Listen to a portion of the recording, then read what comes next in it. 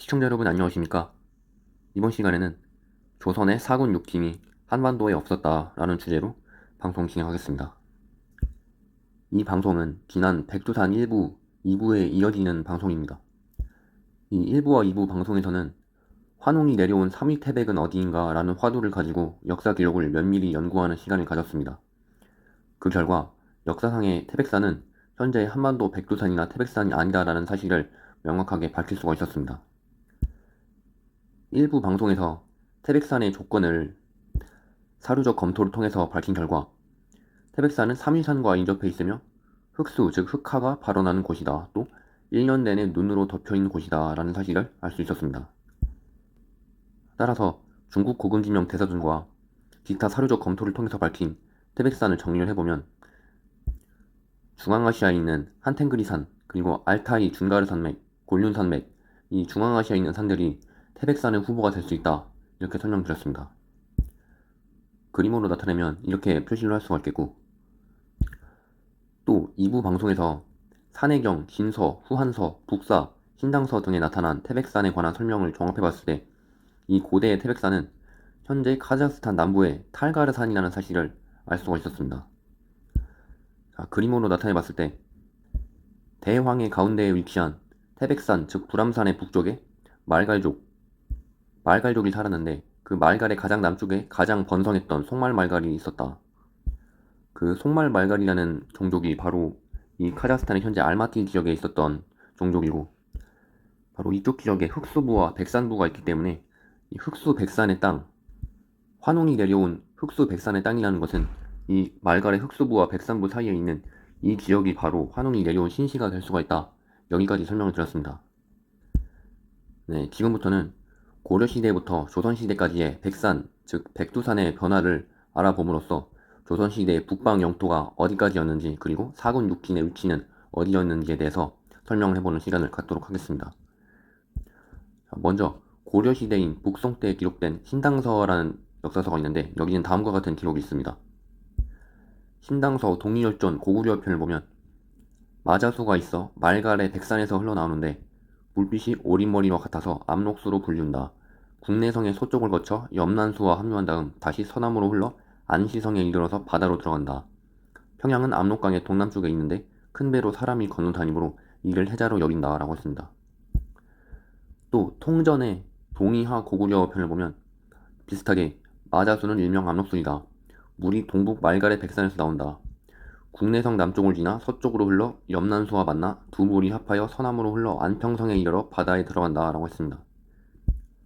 또 선화봉사 고려도경 권삼 성읍영토편을 보면 말갈에서 발원하는 압록강은 그 물빛이 오리 머리빛과 같아서 그렇게 이름을 붙였다. 요동과는 500리 떨어져 있는데 국내성을 거치면서 다시 서쪽으로 한 강물과 합류하여 흐르는데 이것이 염난수이다. 이 두 강물이 합쳐서 흐르다가 서남쪽으로 안평성에 이르러 바다로 들어간다. 고려에서는 이것이 가장 큰 강이다 라고 했습니다. 따라서 이러한 사료에 나타난 고려시대 압록강의 특징을 정리해보면 다음과 같습니다. 먼저 말갈의 백산에서 발원한다는 것입니다. 또 고구려 국내성의 서남쪽을 지나가며 국내성의 서남쪽에서 염난수와 합류한다는 것입니다. 또 그 후 서남쪽으로 흘러 안시성 근처를 흐르게 됩니다. 그리고 나서 바다로 들어가는데 이것이 고려에서 가장 큰 강이며 천혜의 요새를 이루고 있다. 이렇게 정리를 해볼 수가 있습니다. 이 중앙아시아 지역의地理적 특성을 잘 살펴보면 사서에 나타난 압록강은 바로 한텐그리 산에서 발원하는 나린강이라는 사실을 알 수가 있습니다. 백산, 즉 한텐그리 산에서 발원한 압록강이 서쪽으로 흘러서 고구려의 국내성, 즉 고구려의 첫 번째 도읍지와 가까운 곳을 서남쪽으로 흘러갔다. 이러한 기록인 것입니다. 제가 지난 고구려가 중앙아시아에서 건국했다는 네 번째 영상에서 고구려의 첫 번째 수도인 졸본이 바로 키르기스스탄의 촐폰을 말하며 그 촐폰이라는 지명이 지금 현재 이시쿨 호수의 서쪽 이 지역에 지금 현재까지도 존재한다 라는 사실을 말씀드린 바가 있습니다. 따라서 이 지역을 국내성으로 비정을 할 수가 있겠고 또 국내성 서남쪽에서 염난수와 합류한다고 했는데 이 나린강이 서쪽으로 흐르다가 페르가나 분지에 다다르면 카라다리아 강과 합류를 해서 서남쪽으로 흘러가게 됩니다.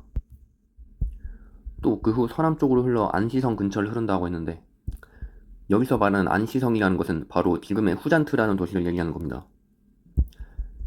이 후잔트가 안시성이 될 수 있는 이유는 이 후잔트라는 도시는 이 페르가나 분지의 입구에 위치한 지역이기 때문에 상당히 군사적으로 중요한 요충지라고 할 수 있겠고, 따라서 이 안시성의 서쪽에 서안평이 있고 안시성의 동쪽에 안동 도호부를 당나라가 설치해서 통치를 하게 된다, 이러한 사실을 말씀드린 바가 있습니다. 그리고 바다로 들어가는데 고려에서 가장 큰 강이다, 천혜의 요새를 이루고 있다, 이러한 기록도 이 페르가나 분지가 천혜의 요새를 이루고 있기 때문에 이것은 당연한 기록이라고 볼 수 있고, 또 중앙아시아 지역에서 시르다리아 강이 가장 큰 강을 이루고 있기 때문에 이 역시 이 역사 기록과 부합하는 지리적 특성이다, 이렇게 말씀을 드릴 수가 있습니다. 따라서 고려시대에 압록수가 발원한다고 했던 백산이라는 산은 지금의 한탱그리 산이라는 사실을 알 수 있습니다. 왜냐하면 압록수의 흐름이 중앙아시아의 나린강과 시르다리아 강의 흐름을 정확하게 묘사하고 있기 때문입니다. 따라서 한탱그리 산에서 발원하는 나린강이 바로 고대시대의 압록강이었다라는 사실을 알 수가 있습니다.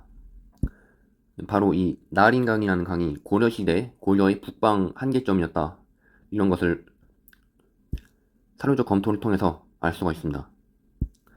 그럼 이 대목에서 여러분들이 한 가지 의문을 제기하실 수가 있습니다.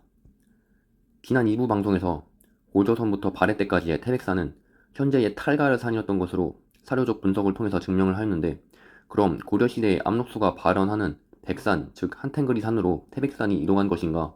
라는 의문을 제기하실 수가 있습니다. 이 카자흐스탄의 알마티 남쪽에 이 탈가르산이 고대의 태백산이었다, 이렇게 설명을 2부에서 드렸는데, 이 태백산이 현재의 한탱그리 산으로 이동이 돼서 역사 기록상에 나타난다는 것입니다.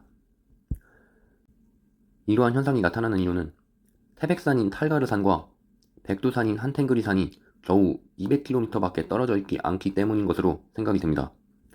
고려사 기록을 보면 그것을 알 수가 있는데, 고려 초기까지는 태백산을 백두산으로도 불렀다는 사실을 알 수가 있는데, 이것이 고려 말이 되게 되면 현재의 한탱그리산이 백두산으로 이름이 굳어지게 됩니다.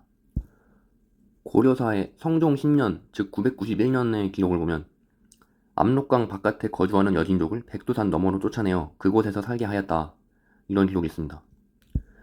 이 기록은 백두산과 압록강이 현재의 한반도의 진영이라고 가정을 하면 쉽게 납득이 되지가 않는데, 왜냐하면 한반도 지형에서 압록강 바깥이라는 것은 이미 백두산의 바깥쪽을 얘기하는 것인데, 압록강 바깥에 있는 여진족을 백두산 북쪽으로 몰아냈다는 것은 이미 백두산의 북쪽에 있는 여진족을 또 백두산의 북쪽으로 몰아냈다는 서술과 같은 것이어서 기록에 중첩이 일어나는 것입니다.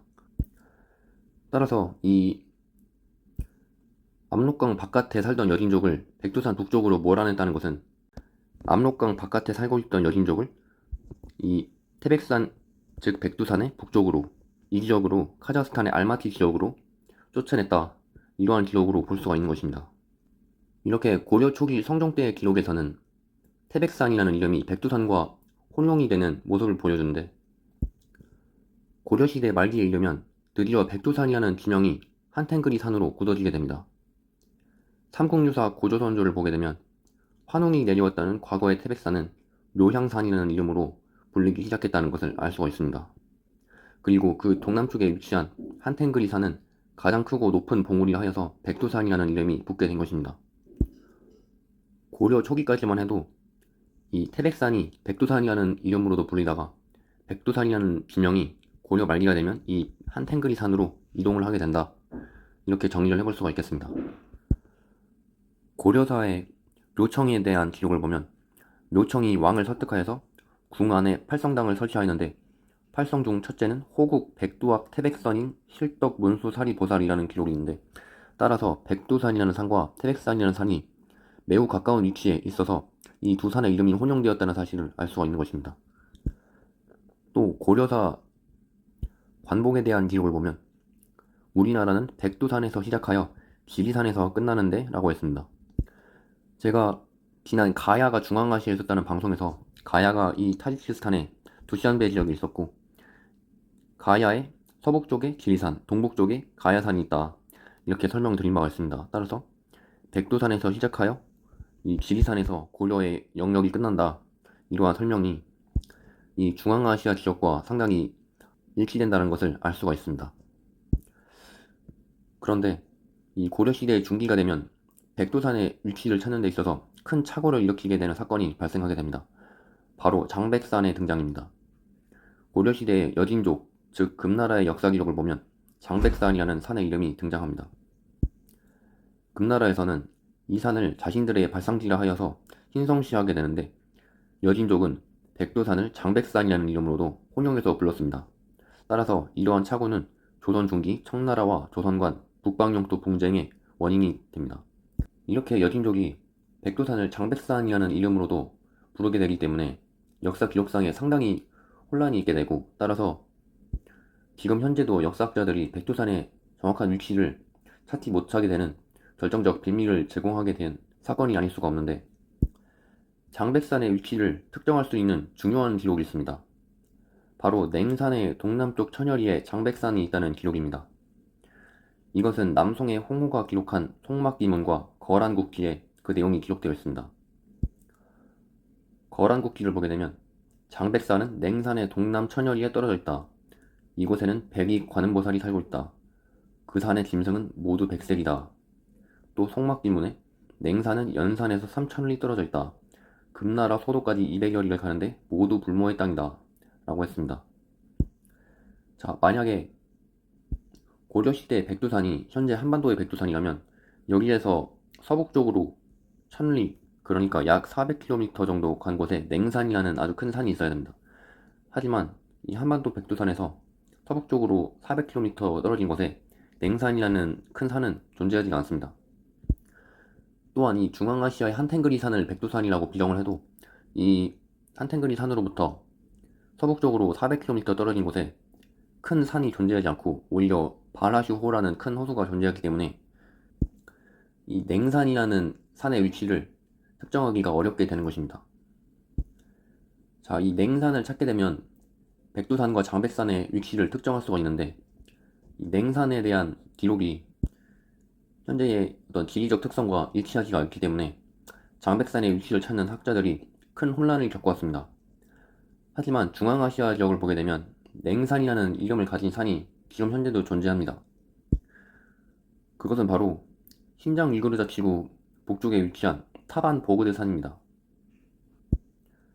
위키백과에서 타반 보그드 산에 대해서 검색을 해보면 이 아래쪽에 보시면 이 타반 보그드 산을 중국에서는 휘등산 또는 원위위 냉산이라고도 부른다라고 했습니다.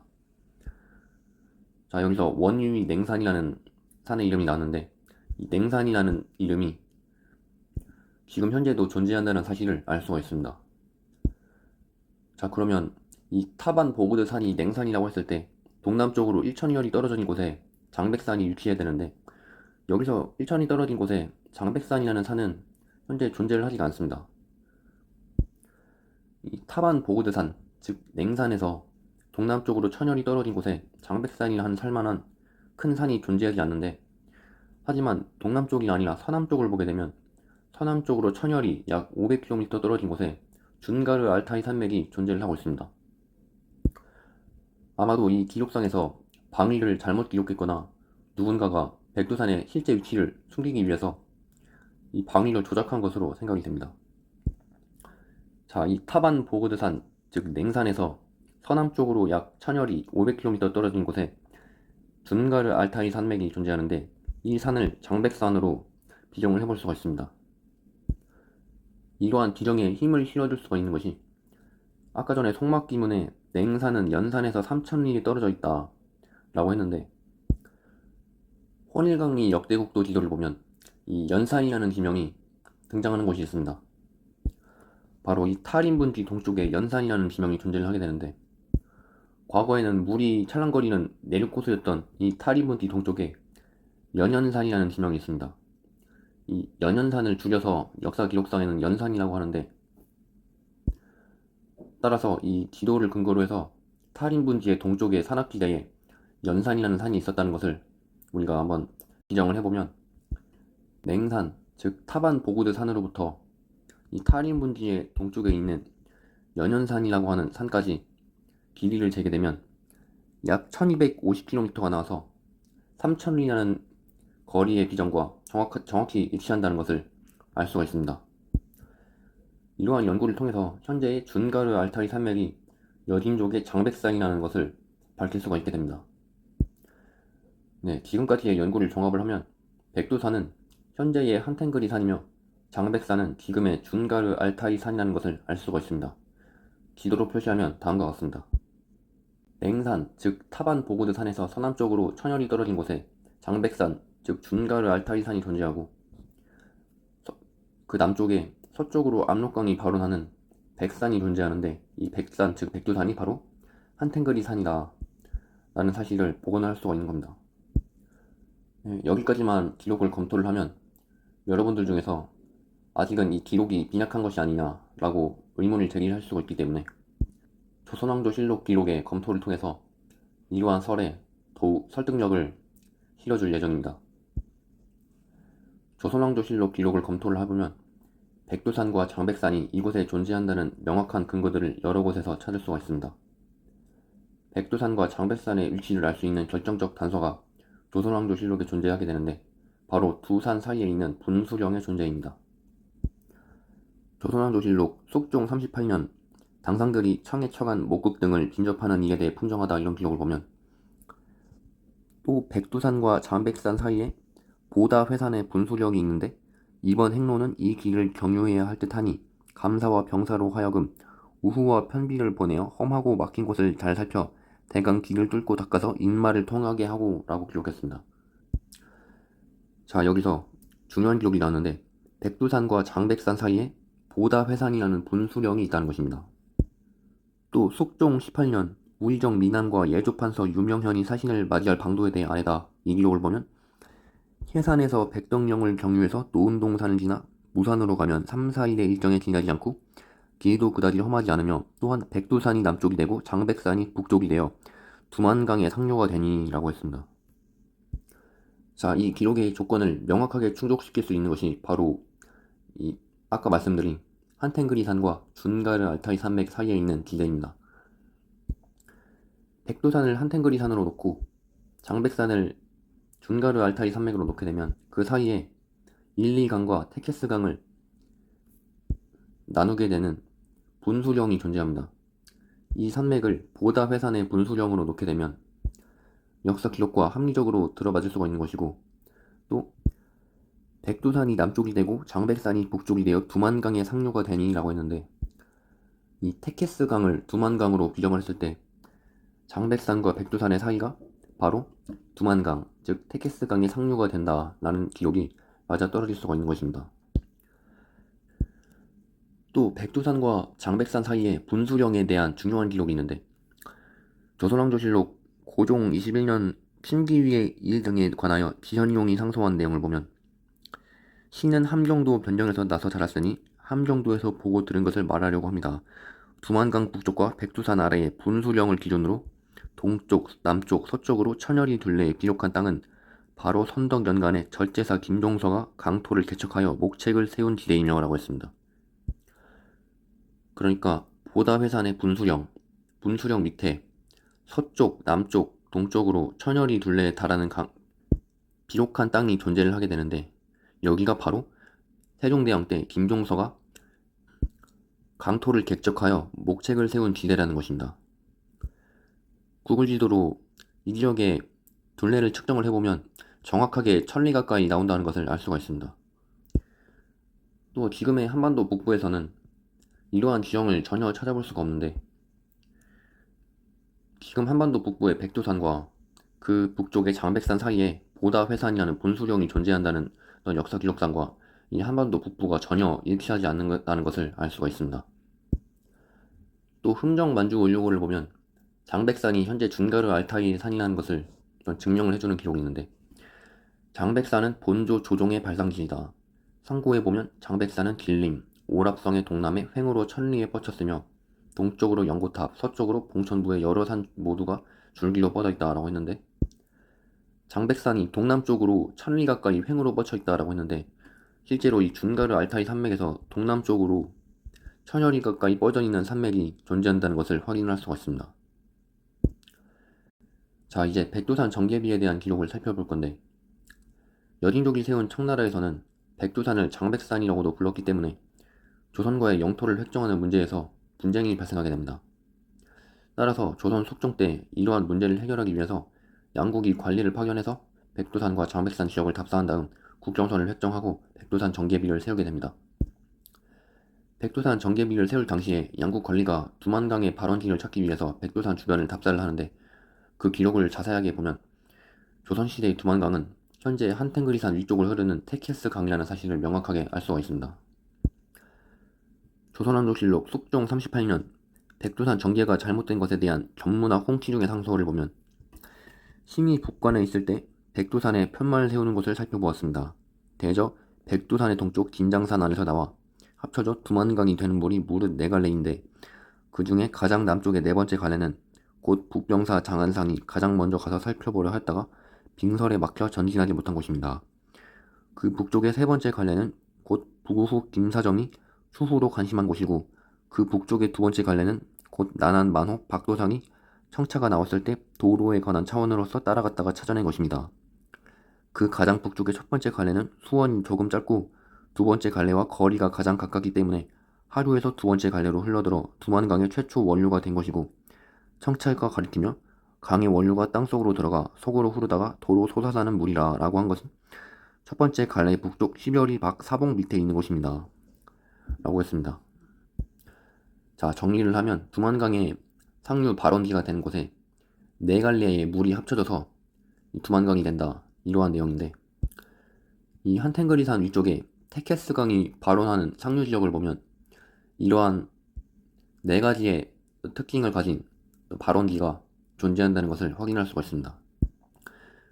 이 네 갈래의 강이 바로 두만강이 발원하는 수원지대라는 것을 알 수가 있는데, 아까 전에 기록을 살펴보면 그중 가장 남쪽의 네 번째 갈래는 곧 북병사 장안상이 가장 먼저 가서 살펴보려 하였다가 빙설에 막혀 전진하지 못한 곳입니다 라고 했는데, 이 중에서 가장 남쪽에 위치한 이 수원지대가 높은 산악지대와 맞닿아 있기 때문에 빙설에 막혀서 전진하지 못했다, 이렇게 볼 수가 있고, 그 북쪽의 세 번째 갈래는 곧 부구후 김사정 등이 추후로 관심한 곳이다 라고 했는데, 그곳은 여기라고 비정을 해볼 수가 있습니다. 또 그 북쪽의 두 번째 갈래는 곧 난한 만호 박도상이 청차가 나왔을 때 도로에 관한 차원으로서 따라 나갔다가 찾아낸 것입니다 라고 한 것은 바로 이 지점을 말하는 것이라고 추정을 해볼 수가 있고, 또 가장 중요한 북쪽의 첫 번째 갈래는 수원이 조금 짧고 두 번째 갈래와 거리가 가장 가깝기 때문에 하류에서 두 번째 갈래로 흘러들어 두만강의 최초 원류가 된 것이고, 청차가 가리키며 강의 원류가 땅속으로 들어가 속으로 흐르다가 도로 솟아나는 물이라 라고 한 것은 첫 번째 갈래의 북쪽 12월이 박 사봉, 즉 모래로 이루어진 봉우리 밑에 있는 것이다 라고 했습니다. 자, 이 지역이 바로 역사기록성에 나타나 있는 두만강의 최초 원류가 되는 곳입니다. 이것이 바로 아까 전에 말했던 북쪽의 가장 첫 번째 갈래인데, 처음부터 차근차근 살펴보면 그 가장 북쪽의 첫 번째 갈래는 수원이 조금 짧고 두 번째 갈래와 거리가 가장 가깝다 라고 했는데, 실제로 거리가 짧고 두 번째 갈래와 만나는 곳이 가장 거리가 가깝다라는 사실을 알 수가 있고, 또 하류에서 두 번째 갈래로 흘러들어 두만강의 최초 원류가 된 것이다 라고 했는데, 이 하류 지역에서 두 번째 갈래와 합류를 해서 이 테케스강, 즉 두만강이 형성이 되기 때문에 역사기록과 부합한다고 할 수가 있습니다. 또 청차가 가리키며 강의 원류가 땅속으로 들어가 속으로 흐르다가 도로 솟아나는 물이다 라고 한 것은 첫 번째 갈래의 북쪽 12월이 박 사봉 밑에 있는 것이다 라고 했는데, 이러한 설명이 이 지역을 나타낸다는 것을 명확하게 알 수가 있습니다. 여기 보시면 이 지형에 모래가 많다는 것을 알 수가 있습니다. 따라서 이 산에서 흘러나온 물이 모래 속으로 들어가서 보이지 않고 있다가 이 지역이 이르면 이 모래를 뚫고 나와서 이 물이 흐르게 된다는 것을 육안으로 쉽게 확인을 해볼 수가 있습니다. 또한 첫 번째 갈래의 북쪽에 보면 모래로 이루어진 산봉우리가, 작은 산봉우리가 있는데, 이것을 사봉으로 놓게 되면 이 첫 번째 갈래의 발원지로부터 심리 약 4km 이상 되는 곳에 사봉이 존재한다 라는 역사기록과 이 지점이 명확하게 들어맞는다는 것을 확인을 할 수가 있습니다. 또 두만강이 이 지역을 말한다는 것을 명확하게 알 수 있는 근거가 또 있는데, 두만강의 원료를 조사하는 과정에서 청나라의 관리 목국 등이 두만강이 아닌 다른 강의 수원을 두만강의 원료로 착각을 해서 엉뚱한 곳에 정제비를 세우는 일이 벌어지게 됩니다. 이를 바로잡기 위해서 전문학 홍키중이 올린 아까 전에 상소에 두만강의 발원지에 대한 내용이 더욱 상세하게 기록이 되어 있습니다. 자, 아까 전에 기록을 이어서 보게 되면 신이 여러 차사원들을 데리고 청차가 이른바 강의 수원이 도로 들어가는 곳이란 곳에 도착하자 감역과 차원 모두가 하는 말이, 이 물이 비록 총관이 정한 바 강의 수원이지만 그때는 일이 급박하여 미처 그 하류 등을 두루 찾아보지 못했습니다. 이번에 편말을 세우게 되었으니 한번 가보지 않을 수 없습니다 라고 했습니다. 그래서 신이 허와 박 두 차원을 시켜 함께 가서 살펴보게 했더니 돌아와서 고하기를, 흐름을 따라 거리 30리를 가니 이 물의 하류는 또 북쪽에서 내려오는 땀물과 합쳐져 점점 동북을 향해 갔고 두만강에는 속하지 않았습니다. 깊이 있고 끝까지 찾아보려고 한다면 사세를 모아 장차 오랑캐들 지역으로 깊이 들어가야 하며, 만약 혹시라도 피인들을 만난다면 일이 불편하게 되겠기에 앞질러 돌아오지 않을 수 없었습니다. 대개 청차는 단지 물이 나오는 곳 및 첫 번째 갈래와 두 번째 갈래가 합쳐져 흐르는 곳만 보았을 뿐이고 일찍이 물을 따라 내려가 끝까지 흘러가는 것을 찾아보지 않았기 때문에 그가 본 물은 딴 곳을 향해 흘러가고 중간에 따로 이른바 첫 번째 갈래가 있어 두 번째 갈래로 흘러와 합해지는 것을 알지 못하여 그가 본 곳이 두만강으로 흘러가는 것인 줄 잘못 알았던 것이니 이는 진실로 경솔한 소치에서 나온 것입니다 라고 했습니다. 자, 아까 전에 두만강이라고 말씀드렸던 테케스강에 발원하는 것을 끝까지 따라 올라가 보면 바로 이 지역이 바로 테케스강, 즉 두만강의 실제 발원지라는 것을 알 수 있는데, 그로부터 남쪽으로 조금만 내려가면 또 다른 강의 발원지가 이 근처에 있습니다. 이곳을 바로 먹국 등은 두만강의 발원지로 착각을 해서 이곳에 근처에 백두산 정제비를 세우게 되었다, 이런 내용입니다. 자, 아까 전에 기록을 다시 보면 이 청나라 먹국 등이 이 잘못 착각한 그 물의 흐름을 설명하는 부분에서 흐름을 따라 거의 30리를 가니 이 물의 하류는 또 북쪽에서 내려오는 딴 물과 합쳐 점점 동북을 향해 갔고 두만강에는 속하지 않았습니다.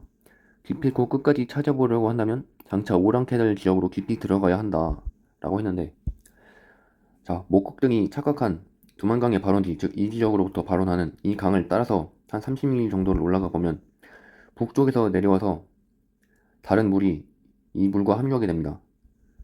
따라서 이 물이 이 넓은 평야지대에서 합류를 했다가 점점 동북쪽으로 향하는 것을 확인을 해볼 수가 있습니다. 그리고 이 동북쪽은 오랑캐의 땅인데, 제가 지난 방송에서 이 탈가르산 북쪽에 있는 곳이 바로 여진, 숙신, 즉 말갈의 땅이었다, 이러한 사실을 말씀드렸기 때문에 이 근방의 지리적인 특성과 역사 소설이 정확하게 맞아떨어진다는 것을 확인을 할 수가 있습니다. 또 조선왕조실록 속종 38년 적반사 박권 등이 백두산 정기의 일과 청나라 총관의 호익에 대해 티계하다, 이 내용을 보면 총관이 백두산에서 내려왔기에 신박권이 말하기를, 임강연 근처에서 한 물이 흘러와서 대흥단소에 모이니 분명히 백두산에서 동쪽으로 흐르는 물로서 이것이 곧 진짜 두만강인데 흠쩍해서 찾으신 수원은 바로 대흥단소의 상류입니다 하니, 총관이 즉시 산도를 꺼내서 가리켜 보이며 말하기를, 내가 조선 사람과 함께 형세를 자세히 살펴서 수원을 두루 보았는데 이것 외에 실로 다른 물은 없었다 라고 하였습니다. 신박권이 말하기를, 여기서부터 거리가 10여리에 지나지 않으니 흠착해서 잠시 보시면 실상을 알 수 있습니다 하니, 총관이 말하기를, 그대 나라의 길을 아는 사람이 말하기를 동쪽으로 흐르는 물은 흐름이 끊긴 뒤 100여리에 비로소 솟아난다 라고 하였는데, 지금 내가 찾은 수원이 이 말과 서로 부합된다. 임강대의 상변에 와서 모이는 물은 반드시 두만강의 근원이 아니고 대국 지방의 여러 물이 함유하여 여기에 와서 모이는 것인 듯하다 라고 했습니다. 자, 기록을 요약을 해보면 조선의 박권이 찾은 두만강의 실제 발원지는 백두산에서 나와서 동쪽으로 흘러가는데, 청나라의 목국 등이 찾은 대흥단소의 상류라는 것은 박권이 찾은 두만강 발원지로부터 10여리 떨어진 곳인데, 임강대의 상변에서 이 청나라 지역에서 흐르는 물이 모이는 곳이다 라는 기록인 것입니다. 자, 그림으로 나타내보면 이 지역이 바로 박권이 찾은 두만강의 발원지이고 이 지역이 청나라 목극 등이 찾은 대흥단수의 상류인데 이 대흥단수를 따라가다 보면 이 청나라의 영토에서 발원하는 여러 개의 강이 모이는 이 임강대의 상변으로 강이 모이는 곳이다. 따라서 이 두 강은 다른 강이다 라는 것을 말하고 있는 것입니다. 실제로 두만강, 즉 테케스강이 발원하는 이 지역으로부터 이 목극 등이 착각했을 것으로 추정되는 두만강의 발원지, 즉 이 대흥단수의 상류 이 지역으로 구글어스로 거리를 재게 되면 약 7.88km 정도가 나오는데 10열이라는 기록과 상당히 비슷하다는 것을 알 수가 있습니다. 자, 그래서 이러한 과정을 통해서 우리가 조선의 북방 영토가 어디까지인지에 대해서 대략적으로 알 수가 있게 됩니다. 백두산 정계비의 기록에 조선과 청의 국경은 서쪽으로는 압록강, 동쪽으로는 토문강이라고 기록을 했습니다. 토문강은 두만강과 같은 강을 말하거나 두만강의 상류를 말하는 것으로 생각이 되는데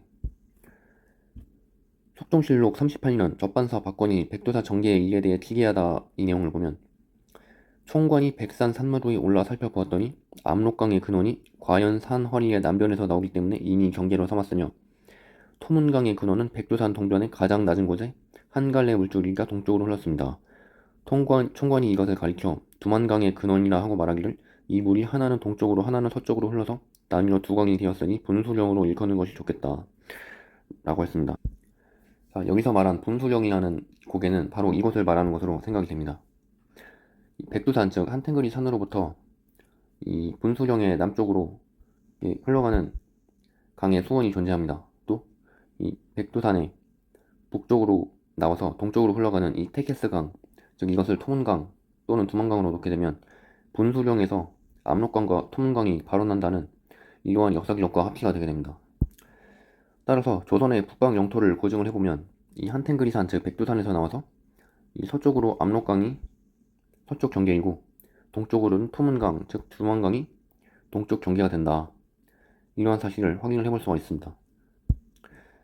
자, 이렇게 대강적으로 조선의 북방 영토를 고증을 해봤는데 조선의 북방 영토를 정확하게 고증을 하는 것은 아직까지는 무리입니다. 왜냐하면은 세종실록 기리지라든지 이 조선 왕조의 영토를 어떤 서술한 기리서들이 한반도에 맞춰서 상당 부분 왜곡이 되어 있기 때문에 이 조선 왕조 실록에 나오는 이 지리적 특성을 면밀하게 검토를 해서 그 정황적인 증거를 통해서 그것을 찾아야 되기 때문에 아직까지는 조선의 영토를 완벽하게 복원하는 것은 무리지만 우리가 몇 가지 지명들은 그 주변의 어떤 산이나 강의 모양 등을 통해서 정확하게 복원을 해볼 수가 있습니다. 특히 조선의 함경도 경성이라는 곳은 장백산, 즉 준가르 알타리 산맥의 동쪽에 있었던 것으로 기록이 나타납니다. 경조실록 21년 오복남이 사창제 설립, 경성의 본령만을 남겨두는 문제 등을 상소하다 이 내용을 보면 경성의 본령은 성지가 튼튼하고 인민이 많으며 북쪽에는 가로막은 무령이 있고 남쪽은 험한 귀문이 있습니다. 그리고 큰 바다가 동쪽을 감싸고 장백산이 서쪽에 깎아지는 듯이 서 있으니 참으로 사방이 막힌 요새입니다. 라고 했습니다. 자, 여기서 말하는 경성이라는 곳은 바로 장백산, 즉 준가르 알타이 산맥 동쪽에 위치한 평야지대에 바로 경성이 있을 것으로 추정이 됩니다.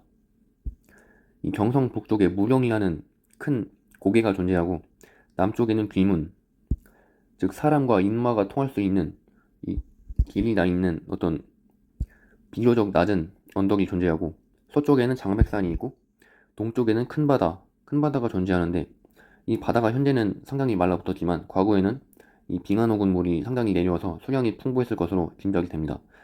따라서 이 큰 바다가 경성의 동쪽을 감싸고 있었다는 것이 이것을 말하는 것임을 명확하게 알 수가 있습니다. 또 중종실록 23년 함경북도 병사가 소해로부터 경성을 방비하는 계책을 정하다 이 내용을 보면 경성은 지형이 원래 낮고 좁아 서쪽과 북쪽 골짜기의 물이 성의 밑으로 쏟아지게 되는데 서쪽 골짜기의 물은 장백산에서 발원하여 첩첩이 겹친 골짜기의 물이 다투어 흐르다가 하나의 골짜기로 합쳐 세차게 쏟아져 내리므로 만일 큰 홍수를 만나게 되면 미처 제방을 막지 못합니다. 라고 했습니다. 자, 지금 현재도 중앙아시아 지역, 특히 카자흐스탄 이적을 보면 높은 산 위에 있는 만년설이 봄철이 되면 상당히 많이 녹아내려서 홍수가 자주 발생한다는 뉴스 기사를 접할 수가 있습니다. 과거에도 이런 홍수가 자주 발생했던 것으로 보이고, 따라서 이 장백산에 이 만년설이 내려와서 경성의 서쪽과 북쪽으로부터 홍수가 자주 발생하기 때문에 이러한 것을 피해를 막기 위해서 함경북도 병사가 군사들을 징발을 하여서 둑을 쌓았다. 이러한 기록으로 볼 수가 있는 것입니다. 또한 함경도 경흥이라는 곳은 지금의 신장 위구르자치구 보스턴 호수 근방에 비옥한 토지에 있던 곳임을 알 수가 있습니다. 조선왕조실록을 보면 장백산에서 뻗어내린 산맥이 이 근방을 보호하는 장성의 형태를 하고 있었다. 이렇게 기록이 되어 있습니다. 신장 위구르자치구를 보게 되면 천산산맥에서 내려온 강물이 이력이 고여서 이 풍부한 수량으로 인해서 상당히 큰 평야를 이루게 되는데, 이 지역이 바로 경흥이었을 것으로 역사 기록을 통해서 확인을 할 수가 있습니다. 중종 37년 오랑캐의 방비와 수군, 기인의 부담에 대한 어영진의 상소문 내용을 보면 신의 생각은 이러합니다. 경흥의 바닷가에서 부령까지가 200여리이고 이 두 고을 사이는 지역이 매우 넓고 토지도 비옥합니다. 또한 웅괴산이 장백산에서 비스듬히 뻗어내려와 이곳의 동북쪽에 우뚝 버티고 서 있으니 이 또한 적을 방어할 수 있는 하나의 장성인 것입니다. 그리고 이 산의 북쪽 산기슭에는 4개의 역이 있는데 바로 덕명, 녹야, 무안, 역산입니다. 이 산의 남쪽 산기슭은 텅 빈 땅으로 사람이 살고 있지 않은데 바로 경흥과 부령 두 고을 사이입니다. 이곳 텅 빈 땅 중앙에 하나의 거진을 설치하여 외진에 호응하게 하고 또 창고를 지어 많은 곡식을 저축하여 군량에 대비하게 한 다음 급박한 변이 발생했을 경우 내외에서 서로 구제하게 한다면 오랑캐들이 협력이 무서워서 역시 침입할 수가 없을 것입니다. 라고 했습니다.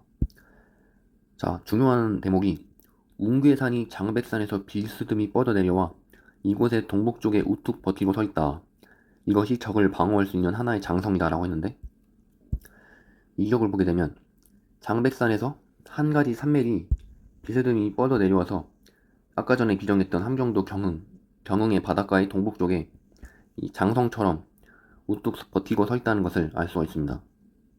따라서 이 산을 웅괴산으로 놓게 되면 이 산의 북쪽 산기슭에는 4개의 역이 있는데 덕명, 녹야, 무안, 역산이다 라고 했습니다.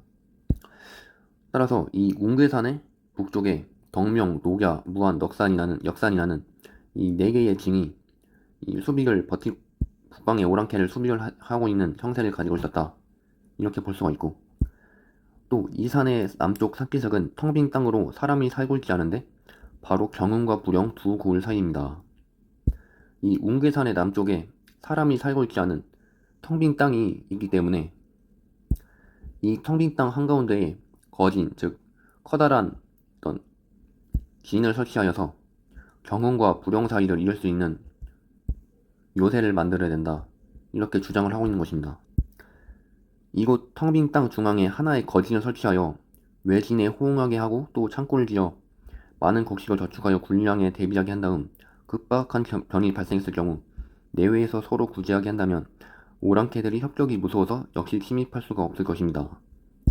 자, 이 사람이 살지 않는 텅 빈 이 지역에 거진을 설치하여서 이 외곽에 있는 이 진들과 호응하게 하고 군량을 비축해 놓은 다음에 이 오랑캐들이 이쪽 방향으로 쳐들었을 때 변방의 요새들을 지원하게 하면은 오랑캐들이 협력이 무서워서 침입하지 못할 것이다. 이러한 내용으로 볼 수가 있는 것입니다.